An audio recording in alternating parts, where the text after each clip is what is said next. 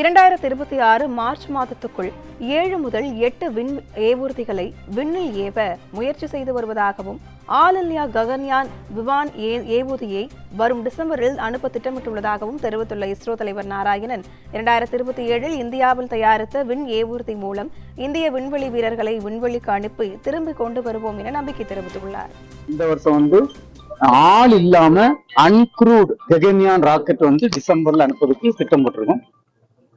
இது வெற்றி அடைஞ்சாச்சுன்னாக்கி அதுக்கப்புறம் 2 அன்க்ரூட் ராக்கெட் அனுப்பிட்டு மார்ச் 2027 ஆளை நம்ம இந்திய விண் வீரர்களை இந்தியாவில் தயாரித்த ராக்கெட் மூலம் வெற்றிகரமாக அனுப்பி திருப்பி கொண்டு வர போறோம். அதுக்கு பிறகு பாத்தீங்கன்னா 2-3 முக்கியமான லான்ச் இருக்கு.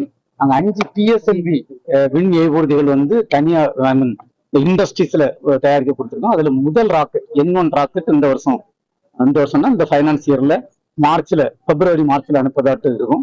அதுக்கப்புறம் ஒரு கமர்ஷியல் ப்ளூ பேர்டு 2 ஒரு கமர்ஷியல் 6500 கிலோகிராம் எடை உள்ள ஒரு கம்யூனிகேஷன் சேட்டலைட் அனுப்பதாட்டு திட்டம் இருக்கு. இதே மாதிரி நிறைய திட்டங்கள் இந்த வருஷம் பிளான் பண்ணியிருக்கோம்.